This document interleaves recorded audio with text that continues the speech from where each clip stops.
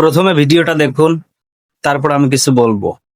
বেহেশতের লোভ দেখানোর মাওলানা সত্যিকার অর্থে কি বেহেশত দেওয়ার মালিক আহমদুল্লাহ আজহারি, আমির হামজা, আসুন্না ফাউন্ডেশন? তারা কি করছে? মনে করেন যে আমি মমিন মেহেদি একটা সমিতি করলাম, সমিতি করে সমিতির সদস্যদের কাছ থেকে টাকা নিলাম, নিয়ে বললাম যে ভাই এই টাকাটা আমি দান করব কোথায়? স্বাবলম্বী করার জন্য একজন রিক্সাওয়ালাকে টাকা দিব। তা আমার সমিতির যারা ভাই তারা চিন্তা করে, আরে ভাই আমার এত কষ্টের টাকা, হে সমিতি এই রিক্সাওয়ালা বানায় দিব, একটা রিক্সা দান করে দিব, তাহলে আমার কি লাভ? তখন আমি বলবো, দেখেন এই রিক্সাওয়ালা যখন প্যাডেল মারবে, প্রতিটা প্যাডেলে আপনি 70টা করে নেকি পাবেন। এই নেকির মাধ্যমে আপনি বেহেশতে যাবেন। এই যে বেহেশতের লোভ দেখানোর একজন মৌলানা হচ্ছে এই আহমদুল্লাহ।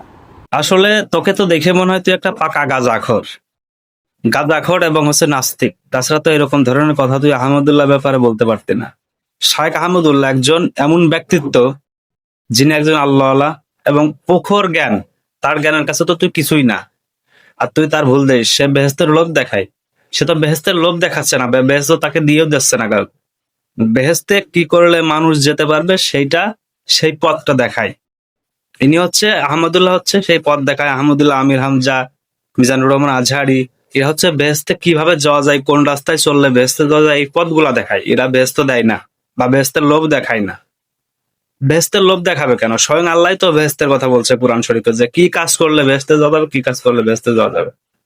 তোমার দাড়ি শেভ করতে করতে তোমার গালে হয়ে গেছে দাগ, মদ গাঁজা খাইতে খাইতে গাল শুকিয়ে গেছে, চোখ মুখ শুকিয়ে গেছে, আর তুমি বড় বড় ফতোয়া দাও না। এই সমস্ত ভণ্ডামি ছাড়িয়ে ভালো হয়ে যাইস।